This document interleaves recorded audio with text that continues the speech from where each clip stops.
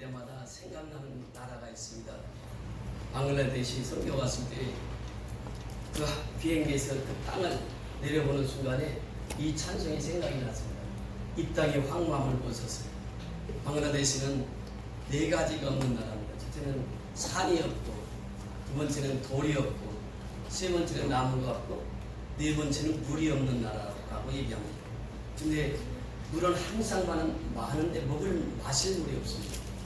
그 땅을 하늘에서 이렇게 보면서 너무 황무하고 우산들로 가득한 땅입니다.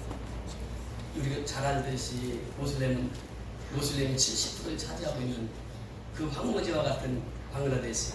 그 땅을 보면서 이 땅의 황무함을 보셔서 이 마음을 품고 방글라데시를 발을 디뎠는데, 그때 같이 예배를 드립니다. 예배를 드리는데 방글라데시 아이들이 와서 특송을 준비했습니다. 20-30명이 앞에 나와가지고 특송을 부르는데 이 땅의 황무함을 보셔서 그래서 한국말로 다 가르쳤어요.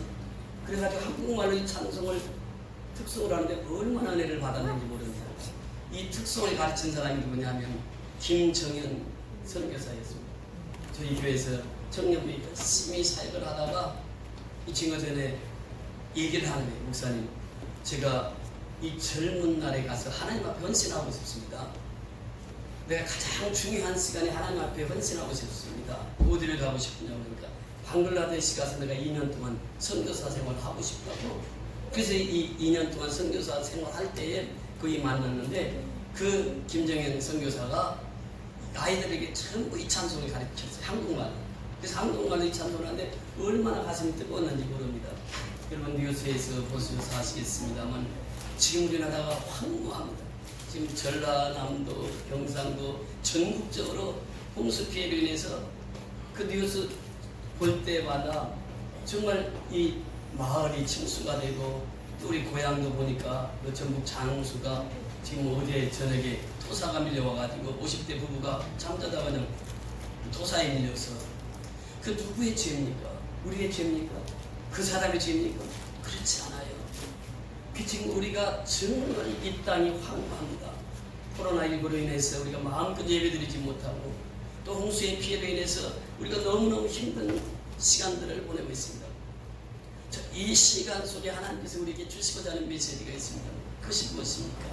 첫째는 오순절 아래 성령이 충만히 임했던 것처럼 우리 한 심령 속에 성령의 충만히 임하시기를 하나님은 원하시는 줄 믿습니다. 아멘. 이 황무한 땅은 성령의 충만함을 받고 가서 복음을 전하는 일밖에 없습니다. 그래야 이 황무한 땅을 개간할 수 있고 황무한 땅을 옥토로 바꿀 수 있다라고 하는 것이죠. 그래서 우리는 그 사명을 가진 자예요. 어떤 사명?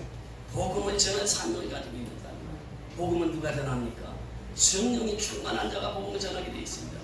그래서 오늘 이 시간에도 우리 심령 속에 하나님의 말씀이 담비와 같이 떨어져서 여러분의 심령 속에 성령의 충만함이 임하시기를 주의 이름으로 축원을 드립니다. 아멘. 성령의 충만함을 받아야 우리는 선교할 수 있고, 성령의 충만함을 받아야 우리는 진리 가운데 있어서 살아갈 수 있습니다.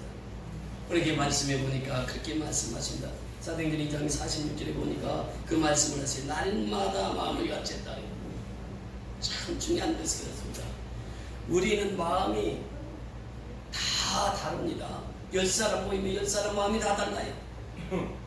생각도 다 다릅니다. 그래서 우리가 매일 몇 가지 생각을 한다고 그러죠? 5만 가지. 5만 가지, 12가지가 되겠어. 5만 가지 생각을 하는 거, 5만 가지. 이 생각이 다 달라요. 마음이 다 다릅니다.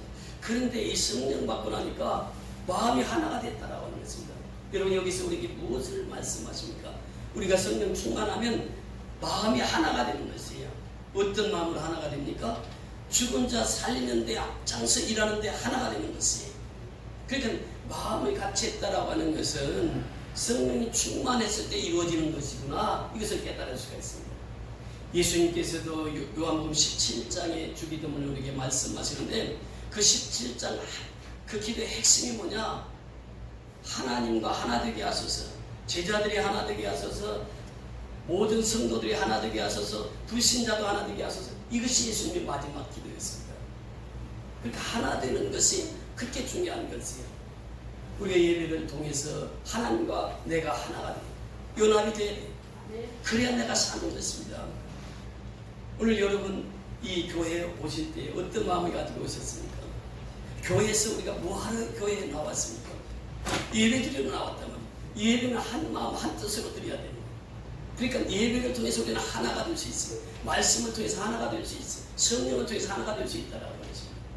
그래서 이 46절에 날마다 마음을 같이하여 성전에 모이기를 힘쓰고 이렇게 변합니다. 여러분 선교연합교회가 얼마나 좋은 교회입니까? 저는 이 교회에 처음 왔을 때 제가 그 마음이 있었어요. 우리가 예배당이 없다 보니까 이 교회에 왔을 때 제일 하고 싶었던 것이 교회를 빛내는 것이었어요. 그럼 어떻게 해야 되느냐? 구석구석마다 손길 안 가는 곳이 없습니다. 저는 텐트에서 예배드리다가 이렇게 교회에 와서 예배를 첫 예배를 드릴 때 마음이 벅찼어요. 그래서 계단 하나하나를 저는 신줄을 닦으면서 내가 이 초심을 잃지 말아야 돼. 초심을 잃지 말아야 돼 하면서 그 교회를 청소하고 또 청소하고 지금도 역시 마찬가지입니다. 한 주에 4시간 이상씩은 꼭 이 바닥 청소부터 다 합니다. 청소를 하면서 그렇게 마음이 기쁜 것은 이곳은 누구의 집이라고요? 하나님의 집이기 때문에. 하나님의 집은 하나님을 만나는 것입니다. 이 교회는 하나님을 만나는 것이에요. 우리가 말씀을 통해서 하나님을 만나고 설교를 통해서 하나님을 만나는 것이에요. 그러니까 하나님 집처럼 소중한 것이 없습니다. 우리 선교연합교회처럼 소중한 것이 없단 말이죠. 우리 교회를 통해서 하나님이 하시는 일들을 보세요. 놀랍도록 하는 역사하시잖아요.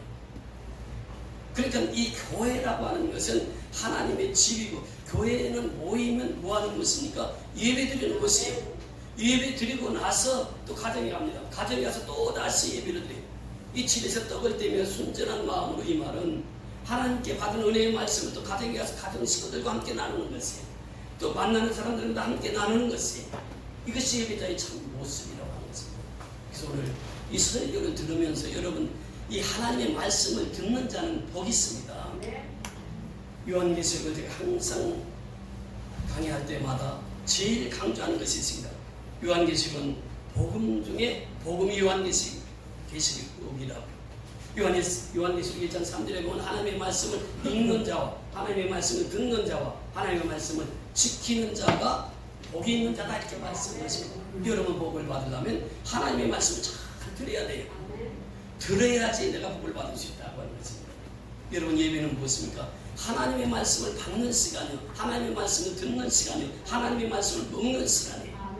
그 하나님의 말씀을 잘 들어야 그 말씀을 내가 받아서 먹을 수 있다고 하는 것이에요. 우리 교회는 참 좋은 교회예요. 제가 이제 설교하면은 보냅니다. 동영상으로도 보내고 또 이렇게 녹음해서도 보냅니다. 그럼 권사님들은 어떤 권사님은 그 설교를 2번, 3번씩 그래요. 그런 운동하면서도 듣고 또 듣고. 우리 조경숙 집사님은 주일 설교를 하면은 그 할머니들 다 있는 데 가서 그 설교를 틀어주는 같이. 그래서 그곳에 모여서 같이 설교를 또 듣습니다. 여러분 말씀을 한 번 듣고 끝나는 것이 아니에요. 듣고 또 들으면 은혜가 또 되는 것입니다. 그래 이 들음이 얼마나 소중한지 몰라요. 구약에 보세요. 구약의 신명기 6장 1절부터 말씀 핵심이 3절에 가면 이스라엘아 들어라. 이 말이 무엇입니까? 샤마, 이스라엘이 샤마. 그러니까 샤마 이스라엘아 들어라. 들어야 삽니다. 말씀을 들어야 사는 거예요. 듣지 않고는 내 영이 살 수가 없다고 하는 것입니다. 그래서 우리가 여기 부흥의 불길 타오르게 하소서 했는데, 부흥의 불길은 어디서부터 오느냐? 내 심령이 은혜를 받아야 돼요. 내가 은혜 받아야 부흥의 불길이 내 심령에서부터 타오르는 것입니다. 내 심령이 불타면 다른 사람들에게 복음을 전하게 돼 있어요. 내가 가진 그 기쁨을 나누지 않고는 견딜 수가 없게 된단 말이죠. 그 예배는 뭐냐? 축제입니다. 오늘 알면이 얘기했던 것처럼 예배는 축제예요. 이 축제의 예배를 드릴 때 우리가 하나님 앞에 영광을 돌릴 수 있다고 하는 것입니다. 그래서 예배는 어떻게 해요? 날마다 드리는 것입니다. 날마다. 이것이 하나님께서 우리에게 부탁하신 말씀. 성령 충만 받으니까 사람들이요 날마다 예배당을 찾는 거예요. 날마다 예배를 드리는 거예요. 우리 한국 교회가 좋은 것이 무엇입니까? 날마다 예배가 있다고 하는 것이에요. 365일 동안 우리 교회는 예배가 항상 있습니다. 그러니까 교회마다 이 날마다 예배가 있는 것이에요. 그러니까 이 사도 베드로는 성령의 충만함을 받고 설교할 때에 그랬습니다. 성전에 모이기를 힘쓰라. 날마다 모이기를 힘쓰라. 우리가 보통 신앙생활 하면은 주일 선수하시는 분들이 많습니다. 주일만 와서 예배를 드려요. 그럼 1년에 몇 번 드립니까? 52번이에요. 근데 새벽 예배를 드리는 사람들은 1년에 며칠 예배를 드립니까? 365일을 드립니다. 1년 내내 예배를 드려요. 그럼 하나님 편에서 볼 때 하나님 앞에 예배 드리는데 52번을 예배 드리는 사람을 사랑하실까요? 365번을 예배 드리는 사람을 더 사랑할까요? 예배는 자주 드리는 게 좋습니다. 날마다 드리는 것이 하나님 뜻이에요. 그래서 날마다 예배를 드립니다. 여러분, 우리가 좀 전에 불렀던 찬송가가 있어요. 나의 생명 되신 주. 이분이 크루스비라고 하는 분인데 생후 6개월 만에 눈이 안 보여요. 그래서 이 눈이 안 보인 상태에서 살다 보니까 너무 힘들어, 인생살이가. 그래서 이 자살까지도 생각하고 시도까지도 했었습니다. 그런데 예수를 만나게 돼요. 예수를 만나고 나니까 생각이 완전히 바뀌어졌어요. 예수 중심으로 살아야지. 그래서 어느 날은 하나님 앞에 기도했습니다. 하나님, 나 오불이 필요합니다. 오불 좀 주세요. 기도했는데 어떤 사람이 지나가다 문을 두드리는 거예요. 여기 크루스집이 맞아요? 예, 맞습니다. 제가 크루스비인데요. 그러니까 악수를 하자 그래요. 악수를 하는데 뭐가 보니까 손에 뭐가 있어요. 그래서 딱 악수 끝나고 보니까 그 돈이 오불이에요. 그렇게 자기가 오불을 구했는데 나그네가 전혀 모르는 사람이 길 가다가 그 집에 들어와서 악수하면서 오불을 전달하고 한 거예요. 그래서 지은 찬송이 뭐냐? 나의 갈 길 다가도록 예수 인도하시니. 여러분, 예수 만나면요 내 인생을 하나님 앞에 다 맡깁니다. 그분이 나의 길을 인도하시니까. 그래서 지은 찬송이 나의 갈 길 다가도록 예수 인도하시니, 그 찬송이. 그러면서 이 380장도 역시 마찬가지입니다. 그분이 지은 찬송인데요. 가서 보세요. 380장에 보면 제가 부를 때마다 참 은혜를 받는 찬송인데 이분이 고백하는 것이 그렇습니다. 나의 생명 되신 주, 주님 앞에 나갑니다. 우리가 하나님 앞에 나오는 것은 나의 생명 되신 주 앞에 나오는 것이에요. 지금 그 생명 되신 하나님 앞에 나와서 예배를 드리는 것입니다. 주의 흘린 보혈로 정케 하사 받아주소서. 그러니까 예수의 흘린 보혈로 나를 깨끗게 하옵소서. 왜? 나는 세상에 대묻은 자로 살아있기 때문에 그래요. 예수의 피로 나를 깨끗게 하옵소서. 나를 정결케 하옵소서. 그의 고백입니다. 괴로운 세상 지날 때 나를 인도하소서. 정말 우리가 사는 세상이 행복한 세상입니까? 이 세상은 괴로운 세상이에요. 이 괴로운 세상을 살아갈 때에 나를 인도하여 주셔서 주를 믿고 나가면 길을 잃지 않겠네. 왜 우리가 길을 잃습니까?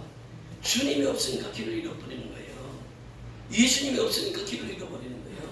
예수님께서 M이라고 하는, 나는 나라고 하는, 나다라고 하는 선언을 할 때 제일 먼저 요한복음 14장 6절을 통해서 나는 뭐라고 그랬습니까? 길이다 이렇게 선언합니다. 그렇게 예수 없으면 길을 잃어버리는 거예요. 인생 길을 잃어버려요. 예수는 나의 가는 길을 정확히 하십니다. 그래서 이 욥이 고백하는 것이 무엇입니까? 나는 나의 가는 길을 알지 못하나니 오직 누가 아시느니라? 그가 아시니. 그가 누굽니까? 하나님은 아시. 나의 가는 길을 하나님만이 아신다. 그러니까 우리가 예수를 떠나면 길을 잃어버려요. 인생 길을 잃어버려요. 목표가 사라집니다. 그래서 우리가 그 고백하는 것이에요. 3절에 보면 세상 살아갈 때 주를 더욱 사랑합니다. 왜? 사랑은 주님 사랑밖에 없습니다. 최고의 사랑이 주님 사랑이에요. 그러니까 하나님이 얼마나 우리를 사랑했는지 하나님께서 우리를 사랑하시사 독생자를 이 땅에 보내주셨어요. 그 독생자는 십자가 죽기까지 우리를 사랑해 주셨어요. 그래서 우리가 아직 죄인 되었을 때 그리스도께서 십자가에 죽으심으로 말미암아 그래요. 예수님 십자가에 죽으심으로 말미암아 내가 살게 되었어요. 이것이 은혜입니다. 이것이 축복이에요. 그래서 그 크루스비는 날마다 하나님을 사랑했어요. 그러면서 우리 어머니 그랬습니다. 날마다 주를 찬송하겠네. 주의 사랑줄로서 나를 굳게 잡아매소서. 그러니까 이 크루스비는 날마다 하나님을 찬양해요. 날마다 예배드리고 날마다 기도하고 이 삶을 살았다고 하는 것입니다. 이제 우리가 부를 찬송인데 540장에도 보면 제가 그래서 이 찬송 두 가지를 불렀는데 540장도 이 크루스비가 지금 찬송이에요. 여기 보면 주의 음성을 들으니 내가 들으니, 하나님의 음성을 내가 들으니. 그러니까 하나님의 음성은 뭐냐? 내가 듣는 것입니다. 내가. 다른 사람이 설교를 들어야 되는데 이게 아니라 누가 들어야 돼? 내가 들어야 돼. 내가. 주의 음성을 내가 들으니 뭐예요? 사랑한다는 말이 있어요. 하나님의 음성은 늘 우리에게 말씀하시니 내가 너를 사랑한다. 내가 너를 사랑해서 독생자까지 주었다. 내가 너를 사랑해서 죽기까지 너를 사랑한다. 이것을 하나님은 우리에게 말씀하신 거예요. 믿는 마음으로 주께 가오니 나를 영접하소서. 주의 넓으신 은혜 베푸사. 하나님의 은혜는 참 넓고도 깊습니다. 그래서 우리가 하나님의 은혜를 받아야 살아가는 거예요. 3절에 보면 주의 보좌로 나아갈 때 어찌하니 기쁠까. 그러니까 예수의 보좌, 주님의 보좌, 교회에 나올 때마다 어찌 기쁘지 아니할까. 그러니까 우리가 교회 올 때마다 이 마음 가지고 신앙생활을 해요. 교회만 올려가면 마음이 기뻐요. 이것이 정상적인 신앙생활입니다. 그래서 우리가 그런 고백을 하는 거예요. 그러면서 우리 구주의 넓은 사랑을 측량할 자 없으면 그 넓은 사랑을 누가 측량할 수 있겠어요. 그래서 우리가 보면 그는 고백합니다. 내가 매일 십자가 앞에 더 가까이 가오니. 어떻게? 매일 날마다 그렇습니다. 그러니까 날마다 마음을 같이하여 성전에 모이기를 힘쓰고 초대교회 성도들의 삶이 바로 그거였다고 하는 것이에요. 그래서 우리가 날마다 주님 앞에 나와서 예배의 삶을 살아요. 그러니까 우리가 예배자로 언제 세워지게 되면은 하나님께서는 그 예배자를 통해서 하늘의 복을 주십니다. 여러분 보세요. 수가성의 여인이 있었는데 이 여인이 야고보 우물가에 나타납니다. 그래서 그가 고백하는 것이에요. 이제 예수님을 만나게 되는데 그 예수님을 만나가지고 예수님이 먼저 말씀하십니다. 나에게 물을 달라. 그러니까 이 수가성 여인이 깜짝 놀라는 거예요. 유대인들은 사마리아인들은 상종도 하지 않는데 그 당시 사마리아인들은 사람으로 취급을 하고 뭘로 취급했다고요? 개로 취급을 했습니다. 사람으로 취급을 하지 않았어요. 그런데 나에게 물을 달라고 한다고. 그러니까 그 여인이 얘기를 하는 거예요. 물을 달라. 그러니까 여인이 그렇게 예수님께서 말씀하셨을 때 여인은 그렇게 고백합니다. 나에게 물을 달라라고 했을 때 예수께서 대답하시되 이 물을 마시는 자는 다시 목마를 연유하고 일반 물을 말하고 있죠. 다시 목마를 연유하 내가 주는 마시는 자는 영원히 목마르지 않으리니 내가 주는 물은 그 속에서 영생하도록 솟아나는 샘물이 되리라 이렇게 말씀하십니다. 그래서 그 여자가 그래요. 그럼 그 물 좀 나 좀 달라고. 그러니까 예수님이 뜬금없이 질문합니다. 그럼 내 부인을 데리고 오라고. 남편을 데리고 오라고. 그렇게 잘 실수를 합니다. 방금 지나다 보니까 실수도 가끔 해요. 남편을 불러라고 하니까 나 남편이 없습니다. 그러니까 그 여자는 실제 남편이 없었어요. 남편이 5이 있었지만 5번 이혼하고 6번째 남자하고 사는데 이제 이 남편은 호적이도 오리지도 않았어요. 그러니까 남편이 없다고 그러는 거예요. 그러니까 이 예수님께서 말씀하실 때 그 여자가 예수를 누구로 보았느냐? 당신은 선지자로소이다. 선지자들의 예배를 드리는데 예루살렘에서 예배를 드린다고 얘기를 들었습니다. 우리는 저 그림신산에서 예배를 드리는데요. 그러면서 예배에 대한 말씀이 20절 이하 나옵니다. 우리 조상들이 이 산에서 예배하였는데 당신들의 말은 예배할 것이 예루살렘에 있다 하더이다. 예수께서 이르시되 여자여 내 말을 믿으라. 이 산에서도 말고 예루살렘에서도 말고 너희가 아버지께 예배할 때가 이르니라. 너희는 알지 못하는 것을 예배하고 우리는 아는 것을 예배하는 이는 구원이 유대인에게서 납니다. 우리가 지금 예배를 드리는데 알고 예배를 드리는 사람이 있고 모르고 예배를 드리는 사람이 있어요. 그림신산에서 예배 드리는 사람은 하나님이 누구인지를 몰라요. 예수님이 누구인지를 몰라요. 그냥 신에게 막연히 예배 드리는 거예요. 예배 드리는 것이죠. 그런데 하나님께서는 그렇게 분명하게 말씀하신다. 너희는 알지 못하는 것을 예배하고 그래요. 우리가 예수를 정확히 알지 못하면 우리도 역시 마찬가지예요. 우리가 예배당에 와서 예배를 드리지만 알지 못하는 것을 가지고 예배를 드리는 거예요. 예수를 만나는 경험이 있어요. 예수를 체험하는 경험이 있어야 된다는 것이죠. 우리가 아는 것은 우리는 아는 것을 예배하느니 이는 구원이 유대인에게서 나옵니다. 유대인 예수께서 구원이 나온다라고 말씀을 하십니다. 그러면서 아버지께서 참되게 예배하는 자들을 영과 진리로 예배할 때가 오나니 곧 이때라. 아버지께서는 자기에게 이렇게 예배하는 자들을 찾으시는 누구를 찾으신다고요? 예배자를 찾으시는 거예요. 그래서 우리가 예배자로 세움을 받기만 하면 하나님께서는 도와주세요. 하나님께서 우리와 함께 하시는 거예요. 하나님께서 내 길을 인도하시는 거예요. 예배자를 지금도 찾고 계시는 분이 예수님이십니다. 그럼 예배는 어떻게 드려야 됩니까? 24절 보니까 하나님은 영이시니 예배하는 자가 영과 진리로 예배드리는 거예요. 신령과 진리로 예배드리는 것이에요.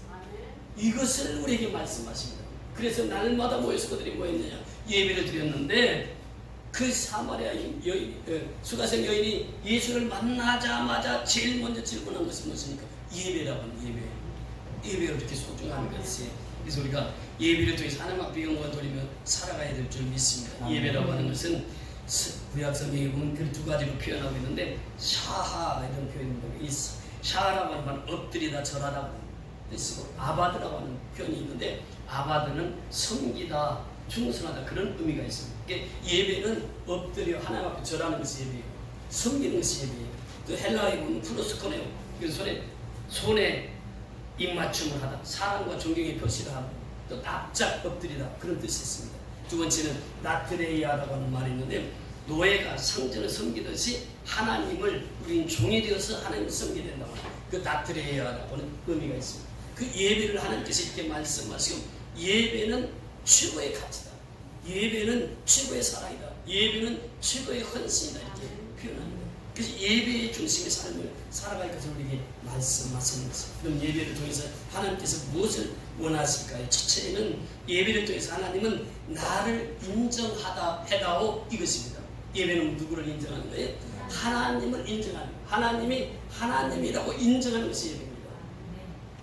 하나님이 살아계시고 천지를 창조하시고 만물을 주관하시고 그 창조주 하나님을 인정하는 것이 예배예요. 예수가 구속주입니다, 구속자입니다, 이것을 인정하는 것이 예배라고 하는 것입니다. 그것이 예배예요. 그러니까 하나님은 창조주 하나님이시요, 구속주의 하나님이시요, 예수 그리스도는 구속주의 하나님이시요. 그래서 그것을 인정하는 것.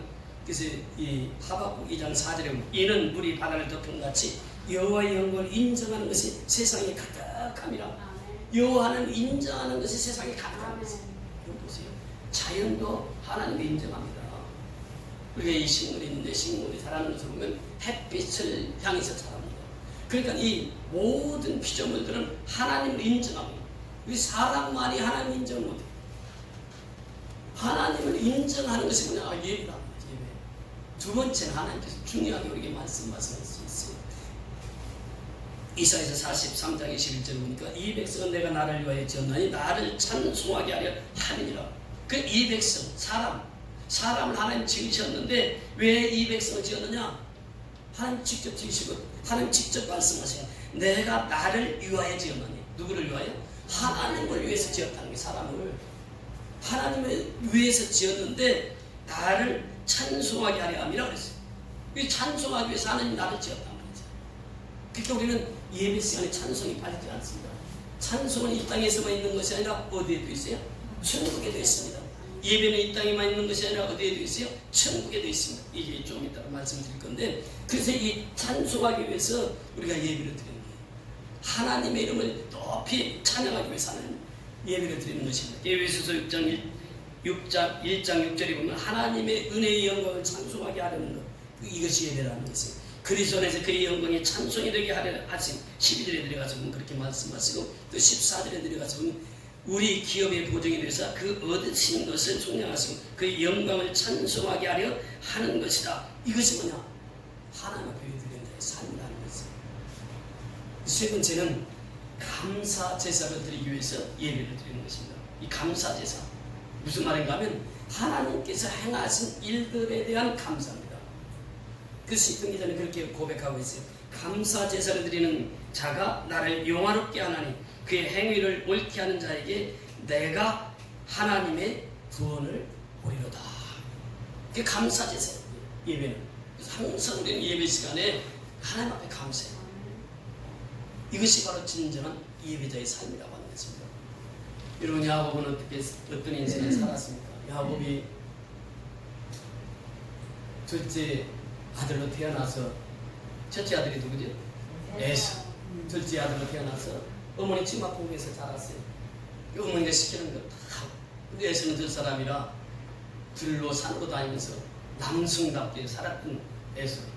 근데 아버지가 이제 죽게 되었을 때 축복 기도를 해주려고 해서 에서에게 말합니다. 야, 가서 내가 좋아하는 사냥 좀 해가지고 나 좀 요리해서 내가 그 먹고 너를 마음껏 축복해 줄게. 그 에서는 그 얘기 듣자마자 사냥하러 나갔습니다. 근데 그 소식을 누가 들었습니까? 네, 엄마가 들었어요. 그래서 이 야곱을 찾습니다. 야곱아, 네가 축복을 받아야 돼. 그러니까 너는 내가 시키는 대로 해. 그리고 내가 어떻게 해요? 그러니까 내가 시키는 대로만 하는데 내가 양을 잡아서 네 팔에다 다이 털을 있게 하고 할 테니까 너는 가서 내가 시키는 대로만 해. 내가 예수입니다 이렇게 하고 와서 복 받으면 돼. 그리고 다 시키는 대로 합니다. 예수가 복을 다 받아버렸어요. 예수가 누려야 할 복을 야곱이 다 받았습니다. 야곱은 사기꾼이었고 그랬는데 복은 자기가 다 받은 거예요.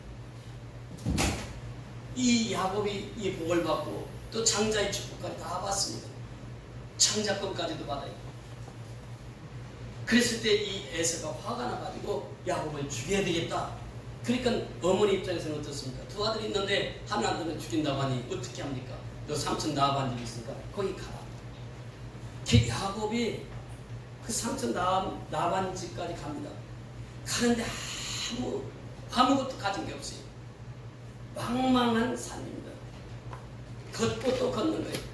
그 밤이 왔습니다. 돌이 있어요. 돌을 베개에 베고 잠을 잡니다. 잠을 자는데 하늘에서 갑자기 사닥다리가 내려오더니 하늘과 땅에 사닥다리가 딱 닿아 있는 거예요. 그 하나님의 사자가 오르락 내리러 갑니다. 그러면서 하나님께서 그 천사를 통해서 말씀하신 거예요. 나는 내 주 하나님, 즉 아브라함의 하나님, 이삭의 하나님,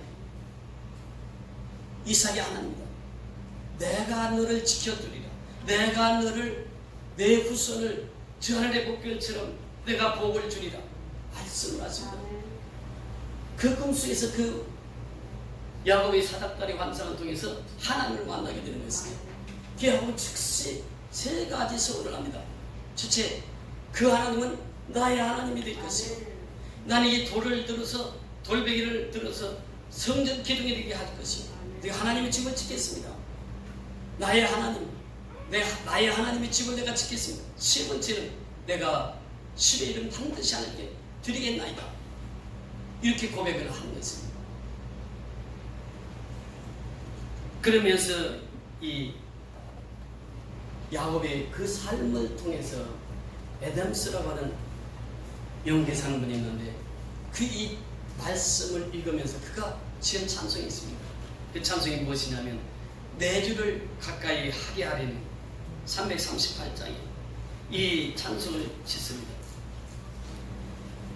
내 주를 가까이 하게 함은 십자가 진 같은 고생이나 내 일생 소원은 늘 찬송하면서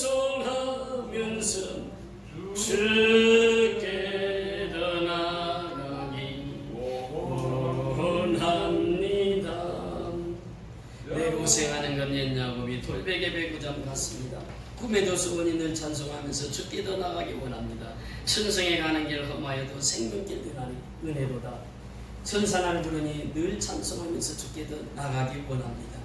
야곱이 잠깨어 일어난 후 돌단을 쌓은 것 본받아서 숨질 때 되도록 늘 찬송하면서 주께 더 나아가기를 원합니다. 여러분 무엇입니까? 숨질 때 되도록 늘 찬송하면서 주께 더 나아가기 원하는 것. 이것이 야곱의 신앙이었고 에담스가 이 찬송 가사를 지으면서 이 찬송을 했습니다. 1912년 4월 14일 세계 최대 호화 여객선 타이타닉 호가 침몰이 돼서 점점 가라앉습니다. 그때 제의자인 와리스 하틀리라고 하는 그 제의자가 연주를 합니다. 내 주를 가까이 하게 하려면 십자가 진 같은 고생이라. 그러면서 그 연주를 할 때 그 타이타닉이 이제 침몰해서 점점 물속에 빠져갑니다. 그런데 그 물속에 빠져가서 그 수많은 사람들이 살려달라고 아우성을 치는데 이 찬송을 부르면서 거기에 예수 믿는 사람들이 은혜를 받으면서 그냥 물속에 수장돼요. 그때부터 이 찬송이 너무 잘 알려진 찬송. 이전에도 많이 알려졌지만 이때부터 이 찬송이 많이 알려졌습니다. 지금 오늘 이 찬송을 남진 장로님이 부르는 찬송을 두세 번 들으면서 참 은혜를 많이 받았습니다. 이 세대교회 장로님이신데 남진 장로님이 참 신앙이 좋은 분이에요. 그래서 가수들을 많이 전도한 분입니다. 지금도 역시 보이스 트롯이라고 요즘에 한참 유행하는 그 보이스 트롯의 그 심사관으로 나오시는데 이분이 이제 총 심판하고 저기 하는데 평가를 하는데 평가할 때마다 아주 긍정적으로 평가를 합니다. 예수 믿는 사람은 그래야 되지. 그 찬송을 하면서 이분이 짤막하게 간증을 하는데 나는 대한민국에서 가장 많은 인기를 누렸고 가장 많은 부를 누렸습니다. 그런데 그때는 나는 참 기쁨이 없었습니다. 근데 내가 예수 앞에 나와서 예수를 만나고 나니까 정말 참 기쁨을 얻었습니다. 이것을 간증하면서 내 주를 가까이 하게 함, 그 찬송을 특성으로 부르는데 얼마나 은혜를 받았는지 모르고 자주 그렇습니다. 우리가 섬기는 하나님은 마지막 순간까지 내 생명 다하는 데까지 민집사님이 지난주에 하나님 앞에 부름을 받아서 소천하셨습니다만 그 마지막 순간까지 하나님을 놓지 않았어요. 이것이 바로 우리의 신앙이 되어야 된다고 하는 것입니다. 여러분 예배라고 하는 것이 그렇습니다. 창세기를 하나님을 창조하셨고 사람을 창조하셨고 사람이 살다가 하나님 떠나면 죽는다고 하는 것을 우리에게 보여주는 것이 창세기. 출애굽기는 죽은 사람 하나님만 만나면 다시 산다고 하는 게 출애굽기입니다. 하나님 앞에 나오면 살아요. 그 다음에 창세기 출애굽기 다음에 무슨 책이 나옵니까? 창세기 출애굽기 그 다음에 무슨 책이 나와요? 레위기입니다. 레위기는 뭐냐? 제사예요. 제사대. 그래서 우리가 레위기를 깊이 연구해야 됩니다. 이 레위기 첫 장부터 그렇게 말씀하십니다. 하나님을 기쁘시게 하는 것이 뭐냐? 제사라는 거예요.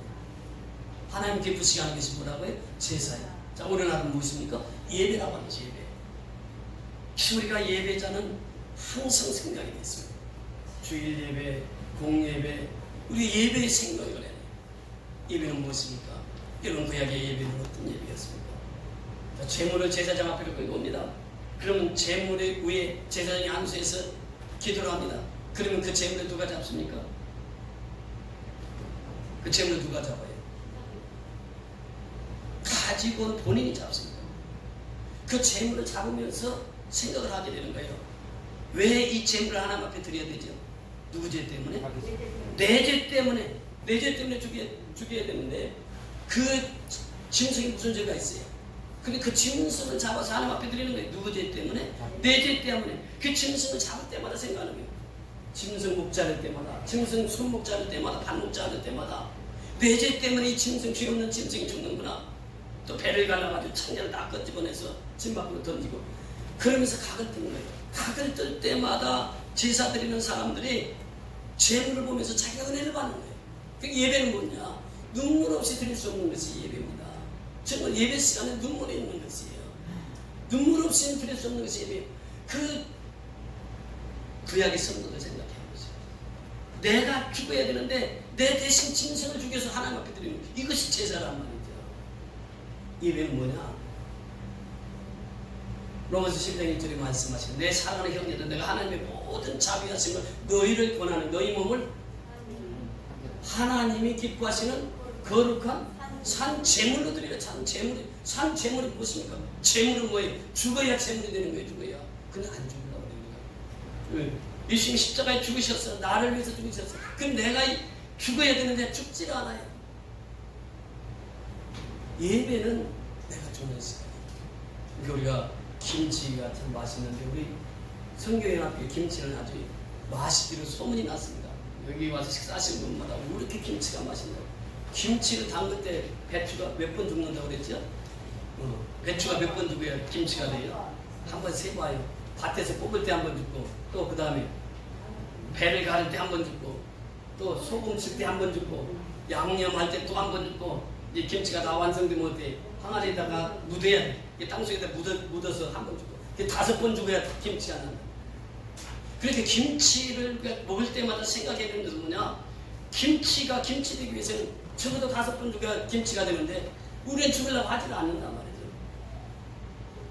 요즘에요 코로나19 때문에 여러 가지 얘기들이 많이 나옵니다. 그런데 외국에서 그런 얘기를 해요. 한국 사람은 그래도 코로나19로 해서 몇백 명밖에 안 죽었대. 근데 지금 미국 같은 데는 몇십만 명, 브라질 같은 데 만짜리 넘어가는 나라들이 수두룩합니다. 근데 우리나라는 아직 1000명도 안 됐어요. 그래서 한국을 연구하기 시작하면 왜 한국 사람들은 코로나도 잘 안 죽냐? 그래서 연구를 해보니까 김치를 먹어서 그때 김치를 먹어서 한국 사람들이 잘 안 죽는 그것도 신김치. 사스 일어났을 때 보세요. 사스 일어났을 때 중국에 가 있는 한국 사람들이 죽었습니까? 안 죽었습니까? 그 중국 사람들이 참 신기하다. 한국 사람이 왜 안 죽었냐? 보니까 뭘 먹으니까? 김치 먹으니까. 그게 그 김치 수출이 그때 당시 30%가 갔다는 거예요. 그 시대 세계적인 뉴스로 나갔기 때문에. 보세요. 김치를 먹을 때마다 뭘 생각하라고요? 죽음이에요. 죽음. 예배는 내가 죽고 예수로 사는 시간 예배예요. 그러니까 이 초대교회가 날마다 성전에 모이기를 힘썼다고 하는 것은 날마다 예수와 함께 죽었다 그 말입니다. 이것이 바로 갈라디아서 2장 20절 내가 그리스도와 함께 십자가에 못 박혔는 그런 적 이제는 내가 산 것이 아니라 오직 그리스도께서 내가 안에 사는 그것이라 그래요. 그것이 예배거든. 예배. 그 311장이고요. 내 너를 위하여 몸을 주었건만 넌 나를 위해서 뭘 하느냐. 이것을 우리는 날마다 증언해야 돼요. 예수님 나를 위해서 십자가에 죽으셨는데 너는 지금 예수를 위해서 뭐하고 사느냐? 뭐하고 사느냐? 나는 너를 위해서 십자가에 죽기까지 했는데 너는 나를 위해서 뭘 하느냐? 우리는 매일처럼 이 찬송을 통해서 하나님 앞에 영광 돌리는 저 여러분이 되어야 될 줄 믿습니다. 그래서 오늘 이 말씀은 날마다 성전에 모이기 힘썼다고 하는 것, 날마다 예배드렸다고 하는 것이요. 여러분들이 예배자로 반드시 쓰기만 하면 하나님께서는 모든 복을 여러분을 통해서 주실 줄 믿습니다. 아멘. 하늘의 신령한 복을 받아 우리는 저와 여러분이 다 될 수 있기를 주의 이름으로 축원을 드립니다. 그다 같이 일어나셔서